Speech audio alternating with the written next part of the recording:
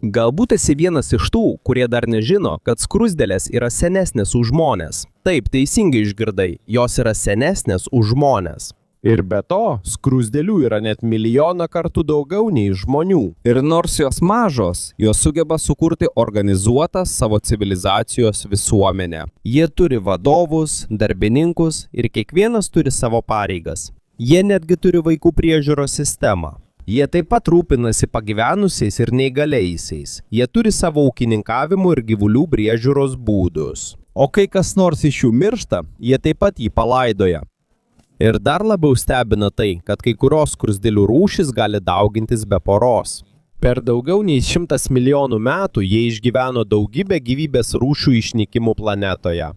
Tai tiesa, todėl šiame vaizdo įraše sužinosime, kiek iš tikrųjų yra skruzdėlių pasaulyje, koks yra jų bendras svoris, o kada jie pirmą kartą pasirodė Žemėje ir kaip jie gyvena. Ir kodėl daugelis mokslininkų sako, kad jų visuomenė yra viena iš stabiliausių civilizacijų gamtoje. Bet prieš pradėdami, nepamirškite paspausti patinka šiam vaizdo įrašui. Tai labai svarbu mums, turinio kūrėjams. Labai ačiū ir dabar pradėkime. Pirmiausia, atsakykime, kiek iš tikrųjų yra skruzdėlių pasaulyje. Beveik visi mes esame matę skruzdėlių. Bet jei tavęs paklaustų, kiek jų yra visoje planetoje, tikriausiai tavo atsakymas labai skirtųsi nuo tikrojo skaičiaus. Šiuo metu pasaulyje yra daugiau nei 14 218 pripažintų skruzdėlių rūšių. Be to, mokslininkai jau nustatė daugiau nei 1758 porūšių. Tačiau net ir tiek daug žinodami, vis dar niekas negali tiksliai pasakyti, kiek iš viso skruzdėlių gyvena šiandien. Pagal dažniausiai pateikiamą vertinimą, Žemėje gyvena maždaug 10 kvadrilijonų skruzdėlių. Kad būtų lengviau suprasti, tai prilygsta 10 000 trilijonų atskirų skruzdėlių. Taip, tai toks didelis skaičius, kad jį beveik neįmanoma įsivaizduoti. O jei bandytum jas suskaičiuoti po vieną, gali būti, kad visą tavo gyvenimo tam neužtektų. Be to, jei sudėtume visų pasaulio skruzdėlių svorį, jis viršytų 10 milijardų kilogramų. Ir yra vienas stebinantis faktas. Pagal kai kuriuos vertinimus, dabartinė visų skruzdėlių populiacijos masė yra didesnė nei visų žmonių gyvenusių Žemėje per pastaruosius 2000 metų bendra masė. Paprasčiau tariant, nors jie ir maži, jų tiek daug, kad jie sudaro vieną didžiausių biomasės kiekių visoje planetoje. O kada atsirado skruzdėlės? Skruzdėlių galima rasti beveik visuose pasaulio regionuose. Jų galima rasti visuose žemynuose, išskyrus Antarktidą. Mokslininkai mano, kad jos pirmą kartą pasirodė prieš maždaug 110–130 milijonų metų. Tuo metu pasaulis atrodė kitaip. Tikėtina, kad jos kilo iš senovinio superkontinento vadinamo Laurazija. Ir dar labiau stebina tai, kad jos iš pradžių nebuvo skruzdėlės. Remiantis tyrimais, jų protėviai buvo artimi senovinių vapsvų giminaičiai. Tačiau iki šiol nėra tiksliai nustatyta, kuri vapsvų rūšis galėtų būti tiesioginis šiuolaikinių skruzdėlių protėvis. O kokio dydžio yra skruzdėlė? Išgirdę žodį skruzdėlė, dažnai visi įsivaizduojame tą patį dydį. Tačiau iš tikrųjų, skirtingų rūšių skruzdėlės labai skiriasi dydžiu. Yra rūšių, kurių ilgis vos 2 mm. Tuo tarpu kitos gali siekti net kelis centimetrus. O jei pažvelgsime į praeitį, jų senoviniai giminaičiai buvo dar didesni. Didžiausias rastos skruzdėlių fosilijos priklauso Formicium genčiai. Šios rūšies patelės skruzdėlės gali užaugti beveik iki 7 cm ilgio, o jų sparnai gali siekti net iki 15 cm pločio. Tai reiškia, kad jos buvo didesnės už daugelį šiandien matomų vabzdžių. O dabar, ar tiesa, kad skruzdėlės turi sparnus? Kai kalbame apie skruzdėles, dažniausiai įsivaizduojame mažus vabzdžius ropojančius žeme. Tačiau taip, yra skruzdėlių, kurios turi sparnus. Ir tai nėra atskira rūšis. Iš tikrųjų, visas skruzdėlės priklauso Hymenoptera būriui. Tai ta pati grupė, kuriai priklauso bitės ir vapsvos. Tačiau ne visi kolonijos nariai turi sparnus. Paprastai tik karalienės ir patinai skruzdėlės juos turi. Tuo tarpu darbinės skruzdėlės, kurias matome nešančias maistą kiekvieną dieną, neturi sparnų. O dabar, koks jų dauginimosi paslaptis? Pažvelkime į detalės dar atidžiau. Jei yra patinų ir patelių skruzdėlių, tai kas tada yra darbinės skruzdėlės? Ar jos yra patinai ar patelės? Atsakymas yra keistesnis nei manai. Techniškai, darbinės skruzdėlės taip pat yra patelės, tačiau jų reprodukcinė sistema nėra visiškai išsivysčiusi. Dėl to jos negali daugintis. Skruzdėlių pasaulyje turėti palikuonių nėra visų teisė. Tai yra ypatinga pareiga skirta tik keliems kolonijos nariams. Dažniausiai jie gimsta jau turėdami paskirtą vaidmenį savo visuomenėje. Kai kurios taps karalienėmis, kai kurios taps darbininkėmis, o kai kurie patinai bus atsakingi tik už dauginimąsi. Iš tikrųjų, skirtingos skruzdėlių rūšys turi įvairių dauginimosi būdų priklausomai nuo jų rūšies. Dažniausias būdas yra patinų ir patelės skruzdėlių poravimasis. Bet kaip tai vyksta? Yra laikotarpis, kai naujos skruzdėlių kolonijos pradeda formuotis įvairiose pasaulio vietose. Tai vyksta kiekvieną pavasarį. Ta diena sparnuotos patelės vienu metu išeina iš lizdo, o patinų skruzdėlių misija yra tik viena – surasti porą ir pradėti naują kartą. Įdomu pagalvoti, kad tai beveik vienintelė proga jų gyvenime, kai jie iš tikrųjų panaudoja savo sparnus skrydžiui. Bedžia, tiesą sakant, jų skraidimo gebėjimai yra gana silpni. Dažniausiai skruzdėlių patelės pirmiausia užlipa ant aukštos žolės ar augalų, kad užsimtų gerą vietą prieš pakildamos skristi. Atrodo, kad jos naudoja natūralią paleidimo aikštelę. Tuo tarpu skruzdėlių patinai yra lengvesni ir skraido greičiau, todėl dažnai jie tiesiog pakyla nuo žemės.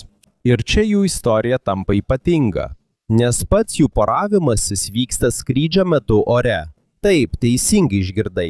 Kol jie yra ore, ten jie ir poruojasi. Po poravimosi skruzdėlių patinas kolonijai daugiau nebereikalingas. Ir po trumpo laiko jis miršta. Toks paprastas ir kartu liūdnas yra jo vaidmuo dauginimosi procese. O kaipgi su patelėmis skruzdėlėmis? Po poravimosi skrydžio ji nuskrenda toli nuo savo buvusio namo, kad surastų vietą savo pačios kolonijai. O kai ji nusileidžia ant žemės, ji daro kažką, kas atrodo stebinančiai. Ji nukanda ir nusikanda savo pačios sparnus. Bet kodėl? Nes jų daugiau niekada neprireiks. Poravimosi skrydis karalieniai vyksta tik vieną kartą per visą gyvenimą. Antro šanso nebebus. Nebebus kito skrydžio, nebebus kito partnerio. Per vieną poravimąsi ji gauna pakankamai genetinės medžiagos, kad galėtų dėti kiaušinius daugelį metų. Po to ji pradės ieškoti saugios vietos, kur galėtų įkurti naują koloniją. Ir čia prasidės jos viešpatavimas. Iš tikrųjų, karalienės gyvenimas yra ilgesnis nei paprastos skruzdėlės. Vienas iš labiausiai stebinančių faktų apie skruzdėles yra jų karalienės gyvenimo trukmė. Priklausomai nuo rūšies, ji gali gyventi nuo 12 iki 20 metų. Tuo tarpu paprasta darbininkė skruzdėlė dažniausiai gyvena tik iki 5 metų arba dar trumpiau. Tai reiškia, kad nuolat keičiantis darbininkėms kolonijoje, viena karalienė išlieka gyva labai ilgą laiką. Ji tarsi gyvas visos bendruomenės centras. Ir ne visas skruzdėlės yra vienodos. Tačiau ne visos skruzdėlių rūšys laikosi tokios sistemos. Yra ir tokių rūšių, kur net darbininkės skruzdėlės gali daugintis. Tačiau yra ir dar keistesnių rūšių. Užuot pasikliovusi įprastų poravimosi procesu, jos išmoko daugintis beveik natūralaus klonavimo būdu. Bet kaip tai vyksta? Tai procesas, kurio metu skruzdėlėms nebereikia patinų. Vietoj to tai vyksta natūraliai. Yra viena skruzdėlių rūšis, vadinama Mycosephurus smithii, kuri naudoja procesą vadinamą partenogenezę. Šiuo būdu naujos skruzdėlių patelės susiformuoja iš kiaušinėlių, kurie niekada nebuvo apvaisinti. Kitaip tariant, jos susiformuoja be patinų skruzdėlių. Tiesioginė prasme, visiškai be jų. Per ilgą evoliucijos laikotarpį atrodo, kad ši rūšis nusprendė, jog joms nebereikia patinų, kad pratęstų savo giminę. Iš tiesų, buvo atrasta kolonijų sudarytų tik iš patelių. Kai mokslininkai aptiko Mycosephurus smithii kolonijas Amazonės baseine, jie iš karto buvo nustebinti. Iš pirmo žvilgsnio jie pastebėjo kažką neįprasto. Visi skruzdėlės kolonijoje buvo patelės, nebuvo nei vieno patino. Kad būtų tikri, jie atliko surinktų egzempliorių DNR analizę ir tada atrado dar labiau stebinančią tiesą. Ne tik visi kolonijos nariai buvo patelės, jie visi taip pat buvo tikslios savo karalienės kopijos, tarsi dvyniai. Paprasčiau tariant, visa kolonija buvo sudaryta vien iš klonų. Šio tyrimo rezultatai buvo paskelbti mokslininkų žurnale Proceedings of the Royal Society. O pasak pačių tyrėjų, jie atsitiktinai atrado šią neįprastą sistemą, kai tyrinėjo kitus tos rūšies gyvenimo aspektus. Gyvenimo formą, kurią sudaro vien klonai. Giliau tyrinėdami šias skruzdėles, jie atrado, kad vienas iš svarbiausių karalienės reprodukcinių organų beveik nebeturi paskirties. Tai reiškia, kad ilgą laiką joms palaipsniui nebereikėjo įprasto lytinio dauginimosi. Po kelių metų tyrimai buvo išplėsti ir į kitas šios rūšies populiacijas. Mokslininkai taip pat nustatė, kad kai kurios kolonijos vis dar naudoja tradicinį dauginimąsi. Tačiau jų yra labai nedaug. Iš tiesų, beveik 90% individų ištirtų Pietų ir Centrinėje Amerikoje pasirodė esantis klonai. Nors jų karalienės skirtingos, jų dauginimosi būdas vis tiek yra toks pat. Ir daugeliui mokslininkų tai akivaizdu. Malinaw ang ipinapakita ng Ši rūšis pasirinko klonavimą į pagrindinį dauginimosi būdą. Tačiau yra viena didelė problema. Ir tai gali būti didžiausia grėsmė jų ateičiai. Kadangi kai visų rūšies narių genetinė sandara beveik vienoda, juos lengviau paveikia ligos, infekcijos ar aplinkos pokyčiai. Paprasčiau tariant, sistema, kuri suteikia jiems sėkmę, gali tapti ir jų žlugimo priežastimi. Vis dėlto yra viena problema susijusi su dauginimosi būdu, naudojant klonavimą. Kai visų rūšies narių genetinė sandara beveik vienoda, prarandama įvairovė, kuri yra svarbi jų rūšies išlikimui. O kai trūksta genetinės įvairovės, jie tampa labiau pažeidžiami naujoms ligoms, parazitams ir aplinkos pokyčiams. Paprasčiau tariant, kai atsiranda grėsmė galinti paveikti vieną individą, yra didelė tikimybė, kad jį paveiks ir beveik visus kitus. Dėl to tam tikros rūšies populiacija gali greitai sumažėti ir visiškai išnykti. Tačiau net jei taip nutiktų, tai nelabai paveiktų visą skruzdėlių pasaulį. Per labai ilgą Žemės istoriją skruzdėlės išgyveno daugybę pokyčių. Jie gyveno dar prieš išnykstant dinozaurams ir iki šiol sėkmingai vystosi. Todėl daugeliui mokslininkų atrodo mažai tikėtina, kad visa skruzdėlių grupė artimiausiu metu atsidurtų rimtame pavojuje. Ir kuo daugiau mes tyrinėjame, kaip veikia jų visuomenė, tuo labiau jie atrodo kaip alternatyvi civilizacija, gyvenanti kartu su mumis šioje planetoje. Skruzdėlių visuomenė beveik tokia pati kaip žmonių. Kalbant apie visuomenės organizaciją, skruzdėlės yra vienas artimiausių tikros civilizacijos pavyzdžių gamtoje. Kiekvienas naujas tyrimas mirmekologijoje, mokslo šakoje, kuri nagrinėja skruzdėles, vis labiau atskleidžia, kokia sudėtinga yra jų bendruomenė. Iš pirmo žvilgsnio skruzdėlynas atrodo kaip paprasta žemės krūva.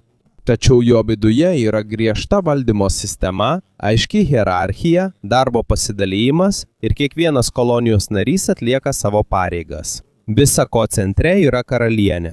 Ji įkūrė koloniją ir yra atsakinga už kiaušinėlių dėjimą, kad užtikrintų kitos kartos tęstinumą. Tačiau tai nereiškia, kad ji daro viską. Aplinke yra grupė sudaryta iš maždaug 10-12 darbininkų skruzdėlių, kurios nuolat sugrįžta. Jos priežiūrai paskirtos darbininkės, jos maitina karalienę, valo ją ir padeda jai visais jos poreikiais. Įdomu pagalvoti, kad dažniausiai darbininkės skruzdėlės, kurios rūpinasi karalienė, yra jauni kolonijos nariai. Tai tarsi jų pirmoji užduotis gyvenime.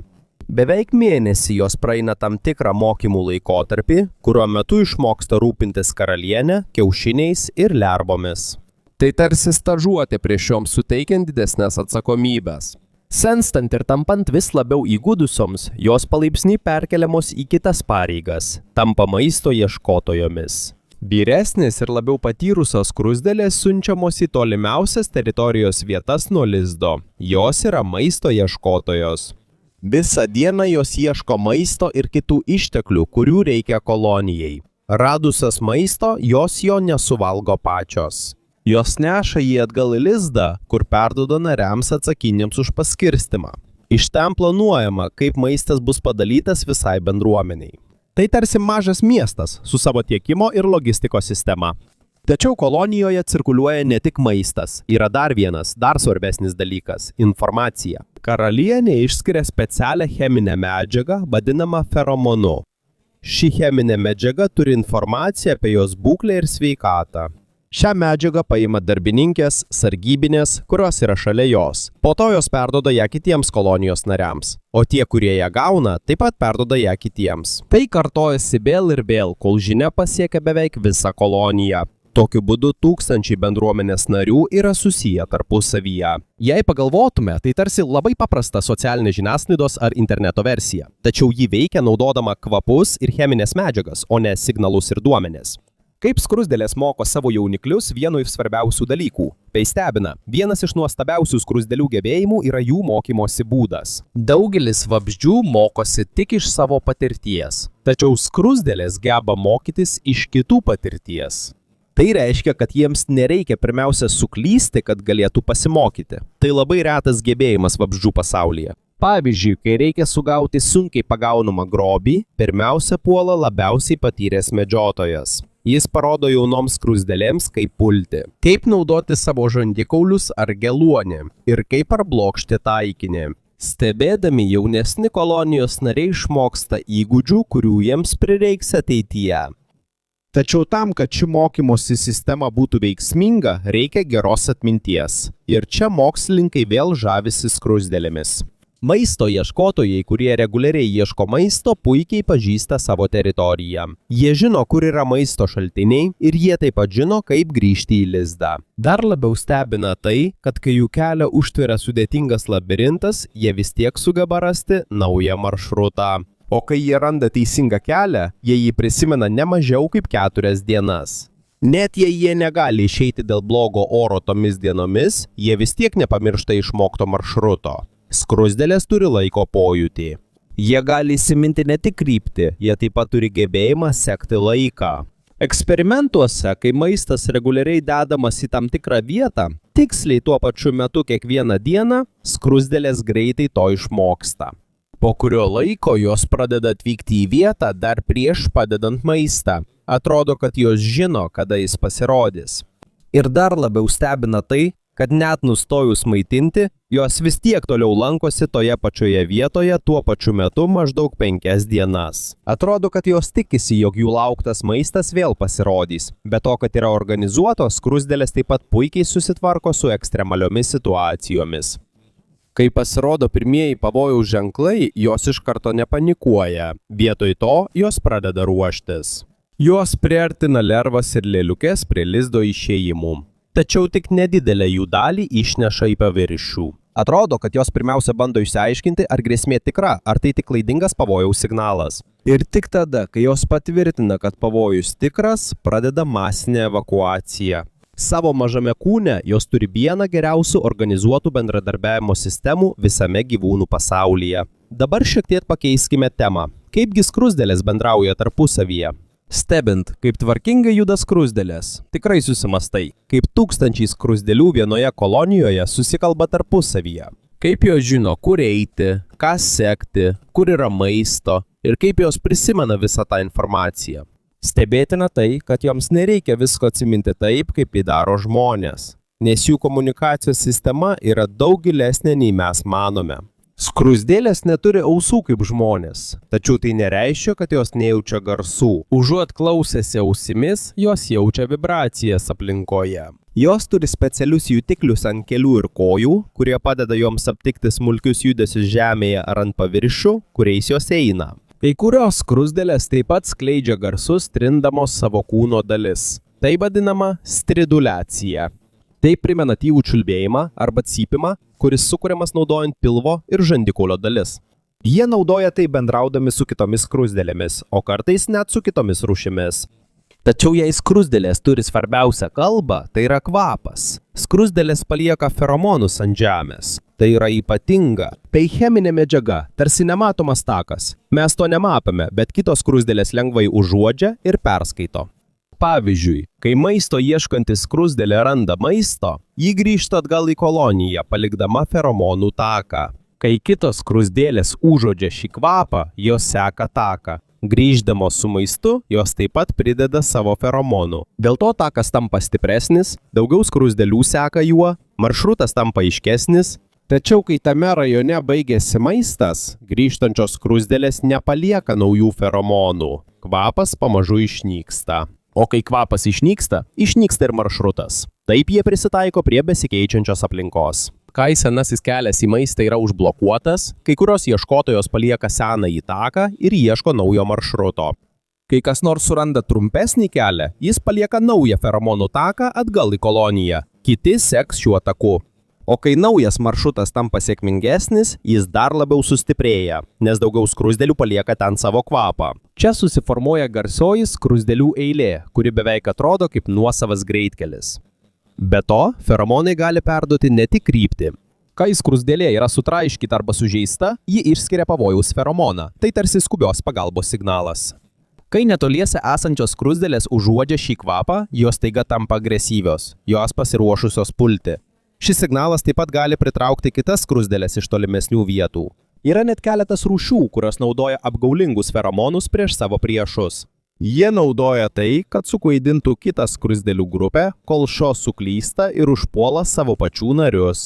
Skruzdėlės kūne yra daug dalių galinčių gaminti feromonus. Skruzdėlės kūne yra liauka, nuodų liauka ir kitos dalys nugaroje, pilve bei kojose, kurios naudojamos cheminiam bendravimui. Ir jie ne tik palieka feromonus ant žemės, kartais jie taip pat perduoda feromonus vieni kitiems kartu su maistu. Tokiu būdu informacija pasklinda po visą koloniją. Viena skruzdėlė sužino, kuriai grupiai priklauso ar kokį darbą atlieka jos draugas. Atrodo, kad jie turi identifikavimo sistemą, tačiau vietoj kortelės ar uniformos jie naudoja kvapą.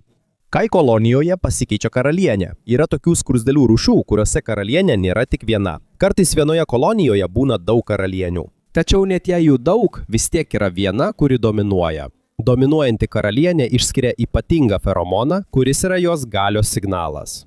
Kai ji nustoja gaminti tą feromoną, kolonijos gyvenimas pasikeičia. Tai tarsi ženklas, kad jos pozicija silpnėja. Pamažu darbininkai skruzdėlės pradeda rūpintis kita karalienė. Ir ta nauja karalienė taps dominuojančia kolonijos lyderė. Mažose skruzdėlių smegenyse jos sugeba sukurti labai tvarkingą, labai praktišką ir labai efektyvią sistemą. Jos labai skiriasi nuo žmonių ir protingesnių žinduolių. Tačiau nepaisant to, jos sugebėjo sukurti visuomenę, kurioje yra bendravimas, darbas, hierarchija ir kolektyvinis sprendimo priėmimas. Ir tai dar ne viskas.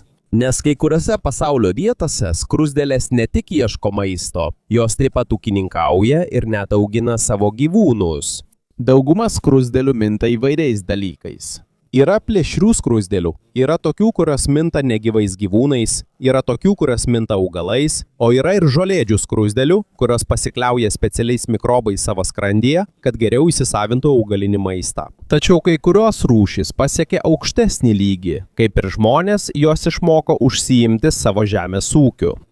Tai nėra paprastas maisto rinkimas aplinkoje. Jos iš tikrųjų sodina, prižiūri ir gamina maistą savo kolonijoje. Dėl tokio plataus šios veiklos masto, mokslininkai ją aiškiai klasifikavo. Yra 80 rūšių, kurios tai daro. Yra skruzdėlių, kurios naudoja paprastesnį žemės ūkio būdą. Yra 34 rūšys, kurios augina koralinius grybus. Yra 18 rūšių, kurios naudoja mielių auginimą. Ir yra 63 rūšys, kurios pasiekė pažangesnį žemės ūkį. Šios rūšys moka įrengti visus grybų sodus savo kolonijoje. Dar labiau stebina tai, kad kai kurios grybų rūšys buvo beveik prijaukintos skruzdėlių per daugelį kartų. Tai reiškia, kad šie grybai jau nebegali išgyventi laukinėje gamtoje. Jiems reikia skruzdėlių priežiūros. Jie tapo tikromis žemės ūkio kultūromis, priklausomais nuo ūkininko. Lapelapių skruzdėlės – tikrieji grybų augintojai. Vienas geriausių to pavyzdžių yra lapelapių skruzdėlės. Iš pirmo žvilgsnio atrodo, kad jos valgo lapus, kuriuos nukerpa. Tačiau tai nėra tikroji priežastis. Jos neša lapus atgal į koloniją. Po to jos supjausto juos į mažus gabalėlius ir naudoja lapus kaip substratą arba trąšas savo grybų sodams. Taip, lapai nėra jų pagrindinis maistas. Tikrasis jų auginamas dalykas yra grybai. Ir net ūkininkaujant jos vis tiek turi aiškų darbo pasiskirstimą. Didelės darbininkės skruzdėlės nukerpa kietas augalo dalis. Mažesnės skruzdėlės kramto ir pjausto lapus. O pačios mažiausios skruzdėlės rūpinasi pačia grybų plantacija. Jos valo, jos saugo ir jos taip pat padeda apsaugoti grybus nuo sugadinimo. Kai kurių skruzdėlių kūne yra bakterijų, kurios gamina medžiagą panašią į antibiotiką. Tai padeda kovoti su kenksmingomis bakterijomis, kurios gali pakenkti jų grybų ūkiui. Dar labiau stebina tai, kad lapus pjaunančios skruzdėlės gali pajusti, ar tam tikros rūšies lapai daro gerą ar blogą poveikį jų grybams. Jie perskaito grybo cheminius signalus. Sužinoję, kad tam tikros rūšies lapai yra toksiški grybui, kolonija tai įsimena. Ir jie daugiau neberinks tokių lapų. Esant tokiam organizuotumo lygiui, sunku nesižavėti. Tačiau skruzdėlių gebėjimai tuo nesibaigia. Nes be ūkininkavimo yra ir kitų rūšių, kurios kitus gyvūnus laiko tarsi gyvulius. Tai skruzdėlės, kurios prižiūri gyvūnus. Pagal jų dydį baisu pagalvoti, kad skruzdėlės yra puikūs plėšrūnai. Tačiau be medžioklės ir kovos jos išmoko ir kitokios veiklos. Jos augina amarus. Amarai yra maži vabzdžiai, kurie išskiria saldų skystį, vadinamą medaus rasa. Skruzdėlėms tai labai svarbu, nes joje daug energijos. Todėl vietoj to, kad suėstų amarus, jie juos prižiūri. Jie gano amarus ant augalų, jie saugo juos nuo kitų plėšrūnų. O kai jiems reikia medaus rasos, jie tiesioginė prasme melžia amarus. Skruzdėlė tai daro glostydama arba kutenama amarų pilvą savo ūsais. Tada amaras išskiria saldų skystį, kurį skruzdėlė surenka. Įdomu tai, kad tai nėra paprastas parazitizmas, nes naudos gauna ir amarai. Be skruzdėlių apsaugos juos greičiau sunaikina kiti plėšrūnai. O kai kolonija persikelia į naują vietą, kai kurios skruzdėlės netgi nešasi savo amarų bandas. Jeigu pagalvotume, tai beveik tas pats, ką žmonės daro augindami karves, ožkas ar kitus gyvulius, tik skiriasi dydis. Skiriasi tik išvaizda, bet principas beveik tas pats. Ar skruzdėlių pasaulis yra tobulas? Šiuo momentu atrodo lengva pagalvoti, kad skruzdėlės yra beveik tobula gyvybės forma. Jie yra organizuoti, greitai prisitaiko, turi savo žemės ūkio sistemą, gyvulius, komunikacijos tinklą, aiškią hierarchiją ir kolektyvinį intelektą, kuris primena vieną didelį protą. Tačiau iš tikrųjų jų sistema nėra tobula, nes kartais būtent jų visuomenės stiprybė tampa jų tragedijos priežastimi. Skruzdėlių mirties ratas. Pažiūrėk į šią sceną. Tūkstančiai skruzdėlių sukasi ratu.